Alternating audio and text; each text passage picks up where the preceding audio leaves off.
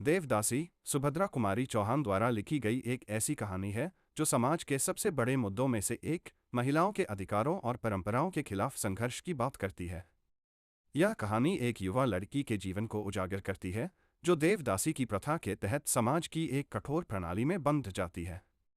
कहानी न केवल देवदासी परंपरा के खिलाफ है, बल्कि यह उस समय की सामाजिक सच्चाइयों को भी दर्शाती है जिसमें स्त्री के जीवन को केवल एक वस्तु समझा जाता था। कहानी की शुरुआत।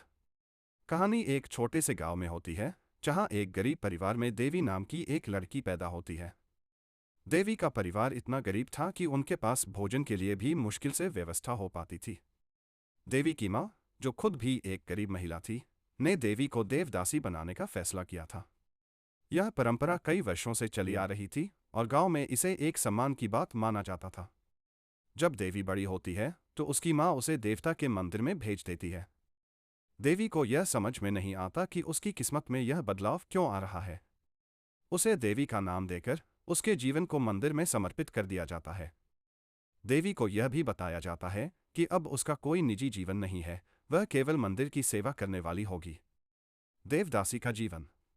देवी का जीवन अब मंदिर में सीमित हो जाता है। वह दिन रात मंदिर की सफाई करती है, पूजा अर्चना करती है और श्रद्धालुओं की सेवा करती है। उसके जीवन में कोई रंगीनियां नहीं होती, न कोई सपना, न कोई आनंद। उसकी दिनचर्या में कोई खास अंतर नहीं आता था। उसकी आंखों में हमेशा एक उदासी और नीरसता रहती थी।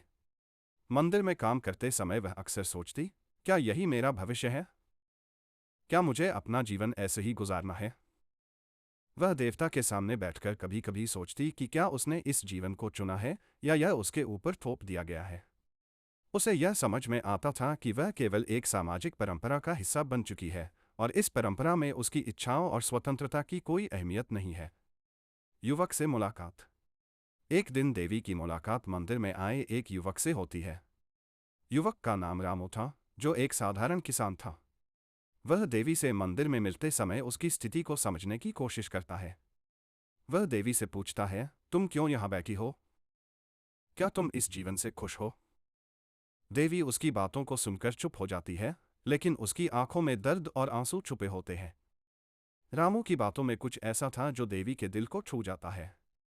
रामू उसे यह समझाने की कोशिश करता है कि वह अपनी स्थिति को बदल सकती है, कि वह इस कठोर परंपरा से बाहर निकल सकती है। रामू और देवी के बीच एक गहरी दोस्ती हो जाती है और उनका प्रेम धीरे धीरे बढ़ता है। रामू देवी को यह बताता है कि वह उसे अपने जीवन में अपनी पत्नी के रूप में देखता है और वह उसे अपने साथ एक नई जिंदगी जीने का प्रस्ताव देता है। समाज की कठोरता। लेकिन देवी के मन में एक संकोच था। वह जानती थी कि यह सब समाज के लिए स्वीकार्य नहीं है। वह जानती थी कि उसके देवदासी होने के कारण वह समाज से बाहर हो चुकी है और अब उसके लिए कोई स्थान नहीं है। देवी को इस स्थिति में अपने प्रेम और समाज की अपेक्षाओं के बीच एक बड़ा संघर्ष करना पड़ता है। वह चाहती थी कि रामू के साथ उसकी जिंदगी बदल जाए, लेकिन वह जानती थी कि यह समाज उसे स्वीकार नहीं करेगा। देवी की मां और गांव वाले उसे चेतावनी देते हैं कि अगर उसने देवदासी की परंपरा से बाहर जाने की कोशिश की तो उसका जीवन खराब हो जाएगा।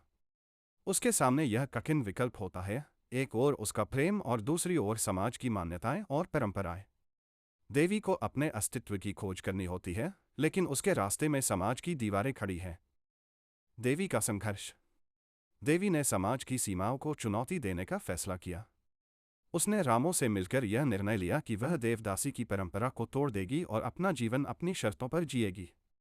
वह रामू के साथ अपने नए जीवन की शुरुआत करने का सपना देखती है। लेकिन जब यह बात गांव में फैलती है तो देवी को तिरस्कार और गाली गलौज का सामना करना पड़ता है। गांव के बुजुर्ग और धार्मिक लोग देवी को बदनाम करने लगते हैं और कहते हैं कि वह एक पापी है। देवी के लिए यह स्थिति और भी कठिन हो जाती है, क्योंकि उसे न केवल अपने परिवार के खिलाफ जाना था, बल्कि पूरी सामाजिक व्यवस्था को चुनौती देनी थी। कहानी का अंत। आखिरकार देवी ने अपने प्यार के लिए समाज की परंपराओं से लड़ने का निर्णय लिया। वह रामू के साथ अपने नए जीवन की शुरुआत करती है और वह अपनी पहचान पुनः स्थापित करने में सफल होती है। हालांकि यह कहानी एक दुखद मोड़ पर समाप्त होती है, क्योंकि देवी को समाज से बाहर कर दिया जाता है, लेकिन उसकी आत्मा को कोई नुकसान नहीं पहुंचता। उसने अपने अस्तित्व की स्वतंत्रता को पाया और समाज की बंधन को तोड़ दिया। निष्कर्ष। देवदासी कहानी यह दिखाती है कि समाज की परंपराएं कभी कभी इंसान की स्वतंत्रता और उसकी इच्छाओं के खिलाफ होती हैं। देवी का संघर्ष यह संदेश देता है कि आत्मसम्मान और स्वतंत्रता के लिए संघर्ष करना जरूरी है, चाहे समाज हमें कितना भी दबाए। सुभद्रा कुमारी चौहान ने इस कहानी के माध्यम से महिला सशक्तिकरण की महत्वपूर्ण बात कही है और यह दर्शाया है कि महिलाओं को अपने अधिकारों के लिए आवाज़ उठानी चाहिए।